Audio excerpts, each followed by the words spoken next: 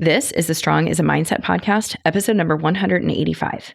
Today, we're talking about the only 3 things you actually need to change your life in 2026. Not 12 resolutions, not a life overhaul. Just 3 non-negotiables that will make this the year you actually follow through. This is the Strong is a Mindset podcast, where you'll learn how to build both a strong body and a strong mind by eating, moving, and thinking. I'm your host, physician, personal trainer, certified health coach, and certified life coach, Carrie Holland. Hey, how are you? What's new? What's good? So, what's good here? Well, it's the start of the new year. Welcome to 2026. And I hope you had some downtime, some time with your people, and maybe a few days where you didn't even know what day it was. Of course, in the best way possible. And now, real life is officially back. And while your planner is still pretty and motivation is still high, at the same time, regular work hours have resumed, kids are back to school, and your inbox might just be a dumpster fire from being off for the holidays. And suddenly, your big, shiny January goals feel a little less doable than they did on January 1st before real life settled in again. If you're feeling that right now, that weird mix of New Year motivation combined with, holy cow, everything is happening all at once, now that the holidays are over, you are not alone. So here's the thing about January that no one talks about. It's exciting, but it's also overwhelming. You've got the tools, maybe new workout gear, a schedule, color-coded spreadsheets, containers for your salads. So you're ready, you're motivated. Maybe you're determined that this will be your year. But then real life happens, like emails and schedules and exhaustion from jumping back into your routine that's full of things like kids' sports, work deadlines, or conferences. And suddenly, your January goals feel a whole lot less manageable than they did on January 1st. And maybe as things kick back into gear this week, you might feel a slight tug of discouragement, like, oh geez, here we go again. If you're feeling nervous about how to keep from slipping right back into your usual habits, I got you. I've been there, so have my clients, and so has nearly every overachieving woman I've ever coached. So today, we're going to do things differently. I want to give you the antidote to the January overhaul. Because here's the truth. This year is not about more goals. It's not about bigger plans or fancier trackers or finally discovering the meal planning system that magically makes you consistent. This year is about more follow-through. It's about becoming the woman who actually does what she says she'll do. Not because she's perfect, not because she white knuckles her way through January, but because she chooses simple, sustainable habits she can stick with all year long. And that is where we're going today. So today, I'm going to walk you through 3 simple non-negotiables: how you eat, how you move, and how you think. Because those 3 things, when done consistently, are what will actually change your year. All right, so let's go. So I'll be honest, I am not really a New Year's resolution person. I don't tend to wake up on January 1 with a whole new color-coded life plan. I don't reinvent myself in January. I mostly try to remember what day it is and get myself back into a routine after the holidays come and go. And even though I don't do a big January overhaul, I coach a lot of women who do. And year after year, I see the same pattern. January feels like a clean slate. So you get excited, you make the plan, and you decide this is the year you're really going to change your eating, your workouts, your sleep, your stress, your entire life. And honestly, that excitement makes sense. We all love a fresh start. There's hope when you pull out a new calendar and have an entire year ahead of you. But often, while you have the gear and the water bottle and the planner, sometimes you forget that real life can make this really hard. Work ramps up, schedules get messy, someone gets sick, or you just get tired. And suddenly, all of that January motivation doesn't feel as strong as it did a week ago. And this is where things tend to fall apart. Not because you're lazy and not because you don't care, and definitely not because something's wrong with you. It's because most of us were taught that January is the time for overhauls. But overhauls are really hard to sustain. They may look great in a planner or in a spreadsheet, and they may feel amazing for a minute, but your overhaul doesn't last when you're tired or stressed or overwhelmed, which is real life. So when your plan stops being perfect, when you miss a workout or snack more than you meant to, or you're just too wiped out to make the dinner you prepped, you assume you've blown it. And that's when frustration sets in and you start negotiating with yourself. And before you know it, you've slipped back into the same old patterns. And that frustration that you feel, that feeling of why can't I just stick with this? That's what I want to dive into today. Because the problem isn't you, the problem is the approach. I want to help you shake the idea that you need to suddenly become a different person by February. Instead, I want to offer you something much simpler and, in my experience, much more effective. Because when you strip away all the hype around new year, new you, what actually creates change is not a big and complicated plan. Instead, it's a handful of small habits you can show up for when life gets busy. And that's what I'm going to help you create: something simple, doable, and sustainable. And this is exactly where your non-negotiables come in. And the first rule of thumb here is less is more. So let me explain what I mean. One of the biggest mistakes I see at this time of year, especially with my high achievers, is trying to change too many things at once. You might have a list of 10 new habits, 8 goals, 3 different routines, and then you wonder why you can't keep up with all of it. And I get it. Your brain loves the idea of more goals, more structure, more options, more intention. And maybe there's a part of you that feels safer when you're juggling a lot. Like if you cover all the bases, you'll finally get the results you want.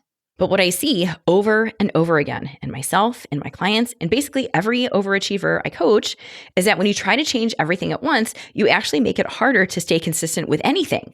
And not because you're doing something wrong, but because no human can sustain that much change all at once. Instead of the all or nothing overhaul, and instead of going for broke, I want you to simplify.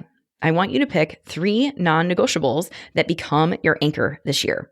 3 habits that give you a foundation. 3 habits that help you stay steady when everything around you feels chaotic. Okay, so let's walk through what those 3 non-negotiables can look like in how you eat, how you move, and how you think. Let's start with your first non-negotiable, how you eat. I want to give you some ideas to consider when you're deciding a non-negotiable for yourself related to your eating. And if you've been around here for a while, you know exactly where I'm going. Protein.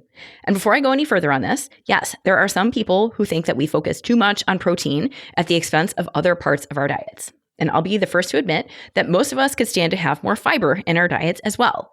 But if we're talking about this from a satiety, weight loss, muscle retaining, or even muscle building perspective, it's protein every single time. And most women simply aren't getting enough, especially early in the day. And you don't realize it until you write it down. So you might think you're fine, but you might be eating 40 to 50 grams of protein a day and wondering why you're starving by 3 p.m. or wandering into the pantry every night for snacks. And this is exactly why protein makes such a great non-negotiable. It's simple, it's clear, and it makes a huge difference in balancing your hunger, your cravings, and your energy. So a really simple non-negotiable could be, I get protein at 2 meals a day. And if you want a little more guidance without overthinking it, aim for about 20 to 30 grams of protein per meal, or visually make at least a quarter of your plate protein. That's enough to make a difference without turning your meals into a math problem, okay? And this is one I'm personally recommitting to in 2026. I need to stop pretending that peanut butter is a protein because as much as I love it, it's really more of a fat than it is a protein. And I have to act like I know that and put it into practice, especially at breakfast. All right, another of my favorite non-negotiables related to eating is planning. And planning does not mean spending your Sunday creating 12 different Pinterest meals. Really, when I talk about planning, all I mean is that you decide ahead of time what you're going to eat. So for some people, that means planning out the whole week in one sitting.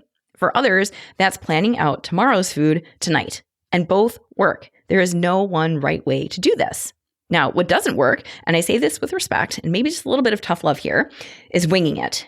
Winging it is where overeating, snacking, grazing, and I'll just figure it out, that's where those things live. And that is not going to work. I've never had a client succeed when she took the approach of I'll just figure it out. No. Instead, have a plan. I will have a salad every night at dinner.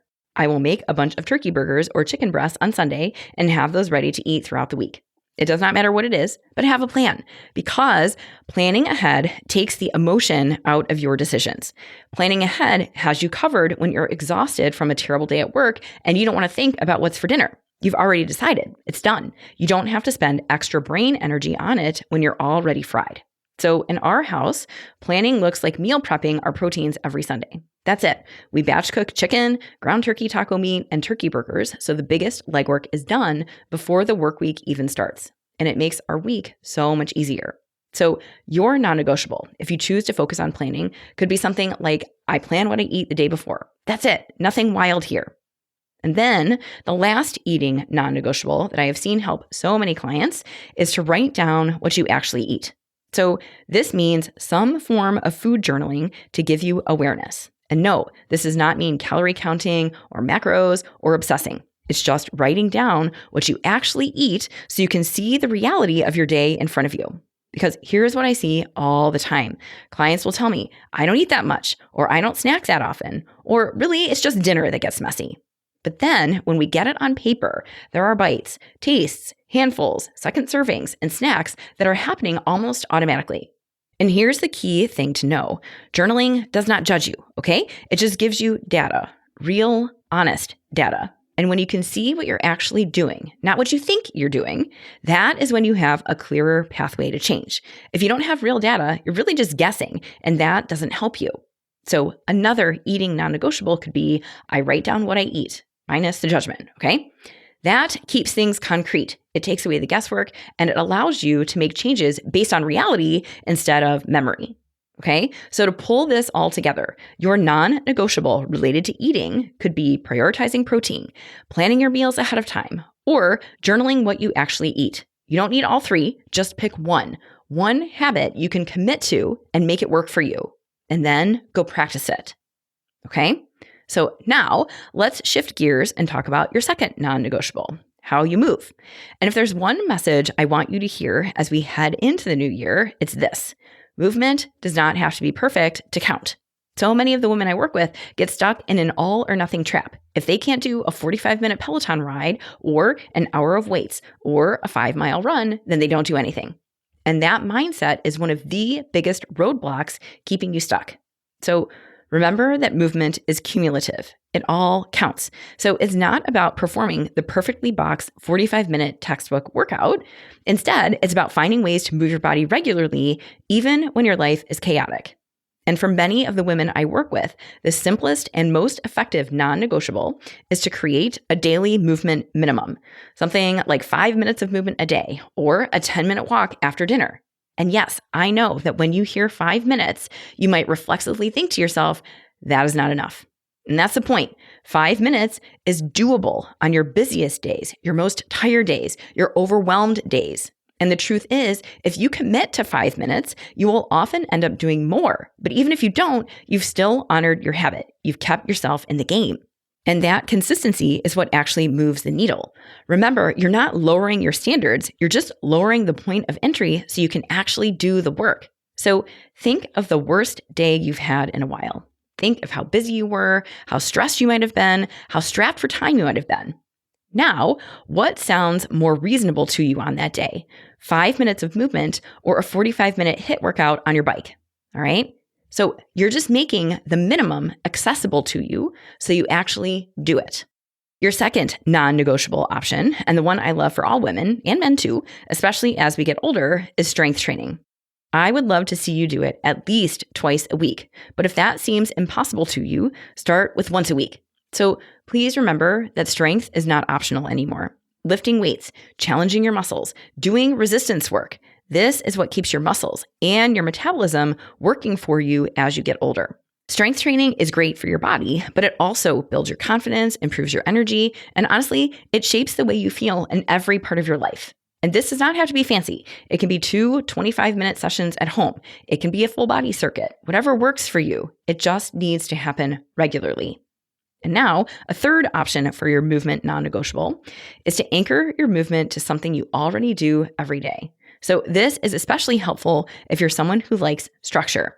You might decide that you walk after dinner every night, or you stretch for 10 minutes before bed, or you do a quick mobility routine while your coffee brews in the morning. So all you're doing here is finding a space in your day where movement makes sense, and then you go do it. Because here's what we know about movement and habit. When movement is tied to an existing routine, it becomes more automatic. You don't have to negotiate with yourself. It just becomes part of the flow of your day. And I had a client who worked really hard on this. She made a plan that once her kids left for school, she put on her shoes and went for a walk. And that's a great example because it was tied to something she already did every day, getting her kids out the door. So she put on her shoes while her kids were putting their shoes on. And when they left for the bus, she left for her walk.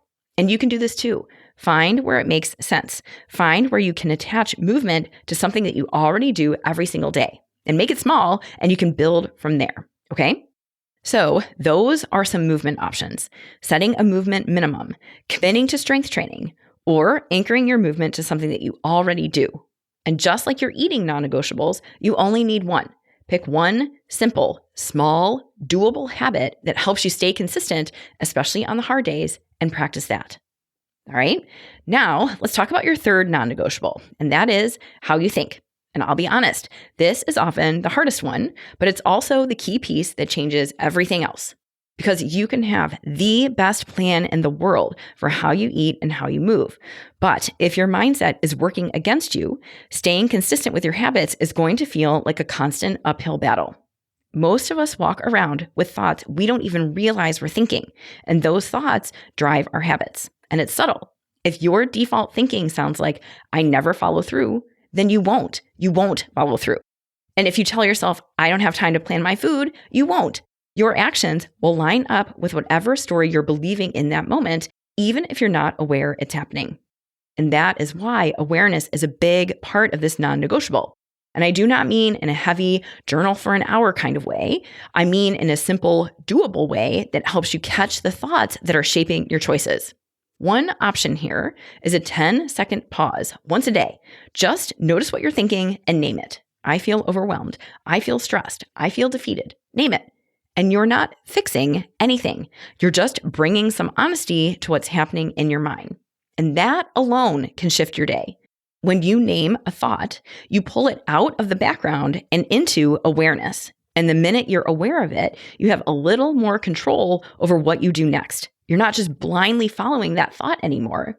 And the best part about this is that there is zero barrier to entry here, and you have nothing to gain but awareness. You just have to commit to thinking about it. All right. And another option, one I really like, is choosing a grounding sentence you come back to. So this is a phrase or a sentence you repeat on purpose, especially when things get hard, that helps bring you back to yourself. So that might be something like, I am okay. I can do what I said I was going to do. Or it might even be your own mantra. For me, it's the same 3 words I've been telling myself for at least a year: calm, control, release. Those words are what bring me back to earth and back to myself when I feel like I am spiraling. And the more I've practiced this, the easier it has gotten to pull this out and use it when I need it. So your sentence is designed to slow you down, bring you back to the present, and offer support when things feel out of control for you. And if you want something even simpler, you can make your non-negotiable one daily question. Really? Just one. It's a micro reflection. It takes almost no time, but it gives you just enough space to get honest with yourself. So your question might be, what's one thing on my mind right now? Or my personal favorite, what do I need today? Or even, what's one thought I want to let go of?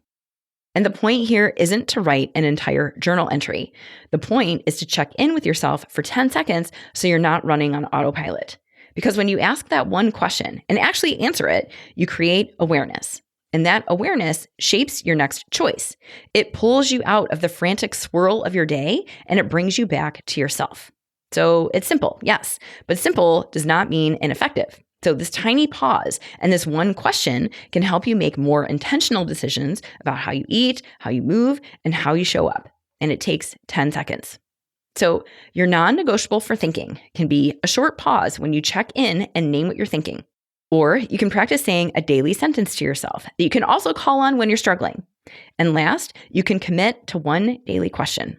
Any one of these will raise your awareness, and that is essential if you're engaging with any type of mindset work or habit change. And remember, these are not meant to be complicated. Each one is a small but impactful mental habit that helps steady your thinking and supports the version of you that you're working towards. Choose one, and I think you'll notice a difference. Okay? So now that you've got plenty of ideas for your 3 non-negotiables for how you eat, how you move, and how you think, let's talk about the piece that ties this all together. Because the habits themselves matter, but what they represent matters even more. And that piece is self-trust. So that is the quiet but powerful confidence that comes from showing up for yourself in small, consistent ways. It's knowing that you can count on yourself. And that doesn't happen from one big, dramatic January overhaul. It comes from the tiny, almost boring habits that you repeat day after day.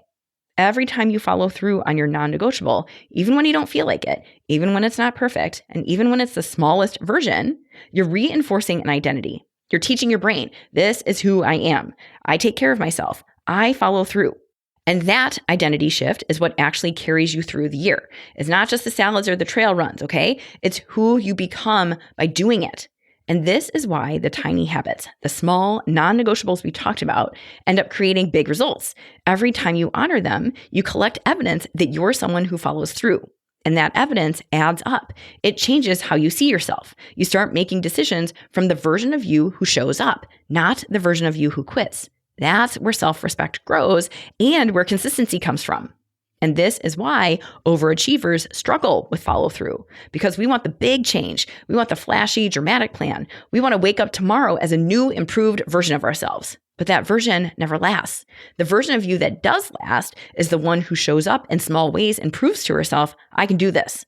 So the identity I want you to practice this year is simple. I am a woman who does what she says she'll do. Not perfectly, not rigidly, not with pressure or punishment, but with strength and kindness. And with a deep belief, like in your bones, that your commitments to yourself matter. And this identity becomes the engine that drives everything else. So do you see? Your non-negotiables give you structure. Your actions give you evidence. And your identity, the one that you're building through these small habits, gives you the staying power. All right? So with your 3 non-negotiables chosen, let me give you a really simple way to actually follow through on them. Because while I want you to have these ideas ready to go, the execution is where most people fall off. So here's the good news. Following through doesn't require a big, complicated system. You don't need planners or perfect routines on January 1. What you do need is a simple structure you can come back to, especially on the days when life gets crazy and your motivation tanks. So I want to talk you through a follow-through system that is realistic, doable, and supportive, so you can come back to this whenever you need it. All right, the first thing I want you to do is make your non-negotiable crystal clear, not vague and not fuzzy. Not, I will move more or I will eat better. No, I mean clear, I mean specific, okay? I will eat protein at 2 meals a day. I will move for 5 minutes at minimum every day. I will ask myself one daily question to check in with myself every day. Be specific. When your habit is specific, it is so much easier to honor because there's no wiggle room. There's no guessing. There's no negotiating. It's just decided and it's specific. Okay? So the next thing you can do to make your follow through inevitable is to define your floor. And that is the smallest version of your habit you can still show up for even on your busiest, worst day. So you can think of this as your bare minimum. So for example, if your non-negotiable is strength training twice a week, your floor might be a 10-minute full body routine. If your non-negotiable is planning your food, the floor might be deciding what you're going to have for breakfast this week. That's it. And the idea here is that the floor is super easy and almost feels insignificant, but it's not because it's what keeps you consistent when your ideal plan falls apart. And then the third piece to ensuring your follow through is to expect imperfection. Okay? Expect it. And I know that may sound a little funky to say, but I want to be real. I don't want to sugarcoat. And I want you to be prepared for when the inevitable curveballs happen. You are not going to hit your non-negotiable every day. And that's not the point. The point is that you're showing up more often than not and not letting any one day off turn into a full-on spiral. And this is where so many women get stuck. They miss a workout one day or eat pizza instead of a salad one day, and then use that as evidence that they're off track and use that as a reason to stay off track, when really they just had a human moment and could get back to it ASAP. So the goal is not to get a 100% here. The goal is to figure out how to get right back to it when you mess up, because we all do. And the last part of this system is to check in with yourself, like once a week. And I'm not talking an hour or all Sunday afternoon. I'm talking 2 minutes here. This is where you just ask yourself, how did it go this week? What habits were easy? Where am I struggling? Where do I need to adjust? That's it. It's just a tiny, very small, short bit of reflection. It keeps you aware and it keeps you honest. It brings your attention back to what matters, what goals you've set, and it helps you catch patterns before they turn into full-on roadblocks. So this really does not have to be complicated. It just needs to be consistent. Small habits, clear floors or minimums, anticipated imperfection, and small, quick check-ins. That is the follow-through system that will carry you through an entire year. Okay, so now while we're talking about follow through, I also want to call out a few mindset traps that are going to show up as you do this work, because they always do. And when these traps do show up, you don't make them mean something has gone wrong. You just recognize them for what they are. They're part of the process. So the first trap is all or nothing thinking. So this is the voice that says, well, I didn't get my 5 minutes of movement in today, so the whole week is shot. No. So one day off is not a problem. Missing on Tuesday does not mean you hang it up and take the rest of the week off. The problem happens when you turn one miss into a reason to keep missing. And when you really think about that, it makes no sense, right? I missed today, so I'm going to keep missing because I missed once. But when you really think about it, that doesn't make any sense. So instead of spiraling with that line of thinking, I want you to be ready for it, and I want you to get back to your floor as soon as possible. Okay? The second trap people often run into is this feeling of it's not big enough. And I get it. You are going to have moments when your habits feel too small to matter. You're going to wonder if 5 or 10 minutes of movement is even worth it, or if eating protein at 2 meals is really going to make a difference. And the answer to all of that is yes. It matters not just because of the exercise or the food, but more importantly, because of the kept promise. And this is where you have to remind yourself that small is sustainable, small is repeatable, small is accessible, and small is what creates change. So the impatience you feel that it's not big enough or bold enough or extreme enough, that is normal, but it's not a reason to make your habit bigger. It's a reason to keep going. Okay? And another trap you'll likely encounter is when the novelty of your habits wear off. So right now it's January, and the newness and excitement of the new year and a fresh start will eventually fade. Your life will get busy again if it hasn't already, and the habits that felt easy during week 1 will eventually feel boring. And when that happens, nothing has gone wrong. This is just the turning point in habit change where consistency becomes a choice. Because change is not something you ride on motivation. And this is exactly where you use your thinking to back yourself up when you start to negotiate and talk yourself out of the habits you were initially so excited to build. And honestly, this is the part where the growth happens, in the boring middle. So when these traps show up, the all or nothing thinking, the impatience that this isn't big enough, the novelty wearing off, notice them, expect them, and go back to your non-negotiables. That's why we made them so small in the first place, so they're easy to return to even on your hardest days. And nothing has gone wrong when these roadblocks appear. They're part of the process. And what matters is that you keep coming back. That's what builds the change, not perfection, but the return. All right? Before we wrap up, I want you to picture yourself 1 year from now at the start of 2027. Not some fantasy version of you, but the real you who spent the last year practicing small, doable habits. So imagine how she feels in her body.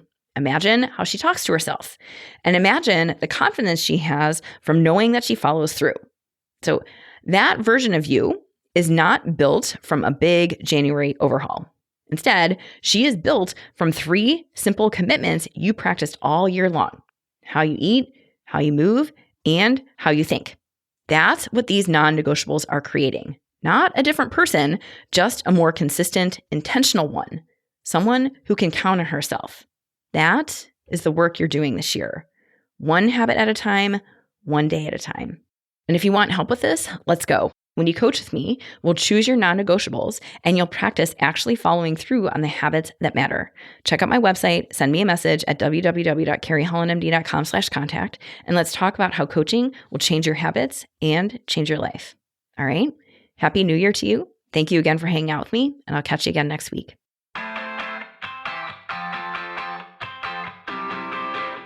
Hey, if you want to build muscle but don't know where to start, I've got you covered. Head over to carriehollandmd.com/buildstrength and download my free guide to help you maximize your strength training. Inside, you'll find the essential exercises for building muscle, plus simple 1, 2, and 3-day workout plans that you can follow with just dumbbells and a bench. You'll also find strength training tips to help you train smarter and see real results. My goal is to help you get strong, and this strength training guide will help you do it. Go to carriehollandmd.com/buildstrength and check it out. Thank you for listening to the Strong is a Mindset podcast. if you want to learn more about how to build both a strong mind and a strong body by eating, moving, and most importantly, thinking, check out carriehollandmd.com.